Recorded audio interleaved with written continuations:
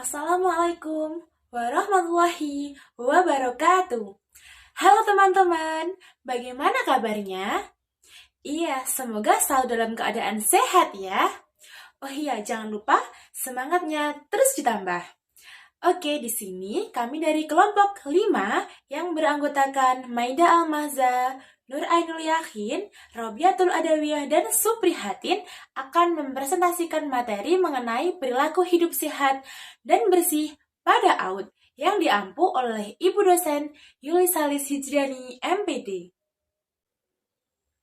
Oke, kita akan membahas mengenai pengertian anak usia dini.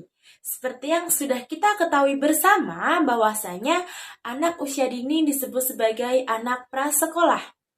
Mengapa demikian? Karena mereka memiliki rasa peka dalam perkembangannya dan terjadi pematangan fungsi fisik dan psikis yang siap merespon berbagai rangsangan dari lingkungannya. Secara umum juga dijelaskan bahwa anak usia dini dapat dikelompokkan dalam usia 0 sampai 1 tahun, 2 sampai 3 tahun, dan 4 sampai 6 tahun. Para peneliti juga mengemukakan bahwasanya pada usia tersebut mulai tumbuh kesadaran moral pada anak usia dini.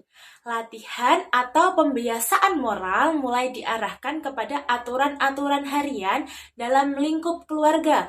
Misalnya dari mereka bangun tidur, kemudian mereka mandi, sarapan.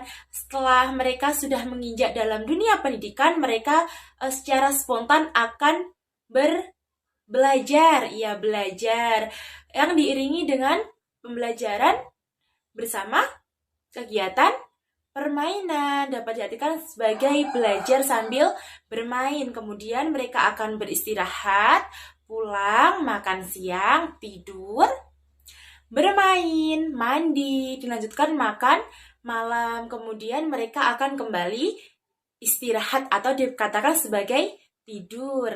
Oke, latihan dan pembiasaan hidup dalam menjalani aturan-aturan kesehatan dan kebersihan ini mulai diperkenalkan kepada anak yang masih dalam usia dini. Lanjut, kita akan membahas mengenai kebiasaan atau pengertian dari kebiasaan sendiri.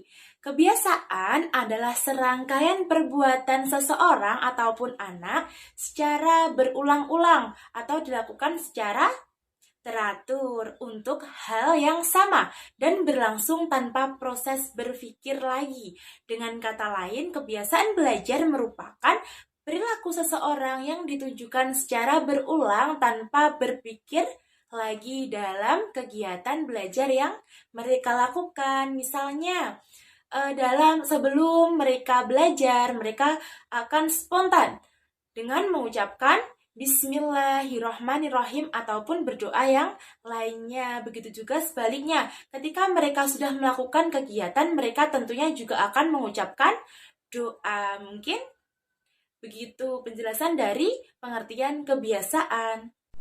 C. Pengertian hidup bersih. Hidup bersih adalah suatu kegiatan yang bisa dilakukan untuk mewujudkan suatu nilai kebersihan pada diri. Hal ini mengikuti tingkat kesadaran tiap individu akan kebersihan. Apabila seorang individu telah sadar akan kepentingannya suatu kebersihan, maka pola hidup bersih akan ia terapkan. Sebaliknya, apabila tingkat kesadaran akan seorang individu rendah, maka pola hidup bersih jauh dari dirinya. D. Pengertian kebiasaan hidup bersih dan sehat. Kebiasaan hidup bersih dan sehat anak usia dini adalah suatu perilaku hidup bersih dan hidup sehat yang sudah dipraktekkan secara otomatis oleh anak usia dini usia 0 sampai 6 tahun dan tidak membutuhkan pemikiran dan dilakukan secara berulang-ulang untuk hal yang sama dan berlangsung tanpa proses berpikir dengan tujuan untuk mewujudkan suatu nilai kebersihan pada diri sendiri dan untuk mewujudkan suatu nilai kesehatan pada diri.